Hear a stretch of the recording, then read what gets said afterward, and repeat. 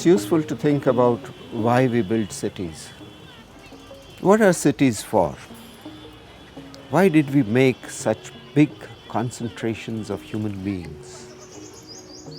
Where do these human beings come from? What happens to them once they come here?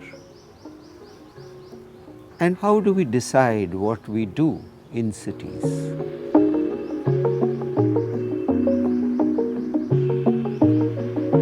How do we enter this process with a mind which is open, thoughtful, and which is capable of accepting the realities of the cities today, but is also capable of thinking about what might be cities tomorrow? Cities should give us energy rather than take it away from us. The way when we are in nature, we feel the trees, the birds, the air, and we feel re-energized.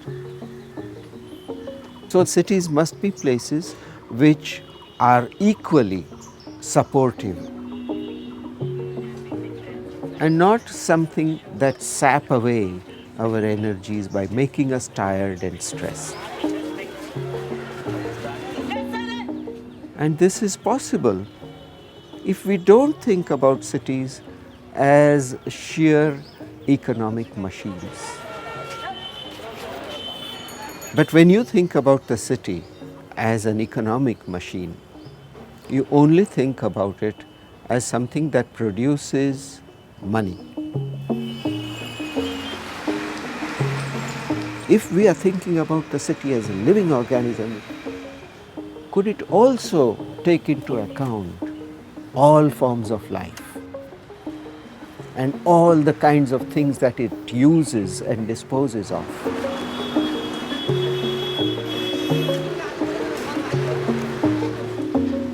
Could the city be something that constantly returns to harmony rather than creates waste, creates distortions, and leaves them behind for something else to solve? The city could be the place which is constantly creating harmony out of disharmony.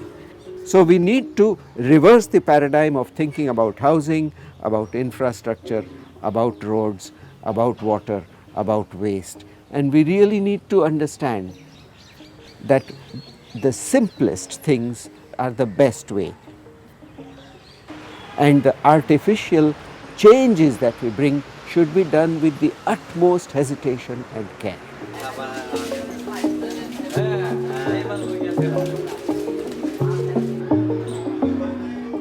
So I think the first thing is that both education as well as the forms of politics must include all the people with different kinds of skills, different work processes.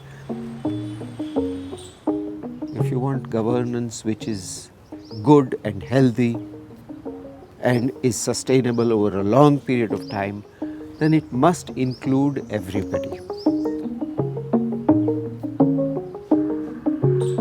Only then the decision-making process can correct the imbalance which is created by concentrating on the production of economic wealth.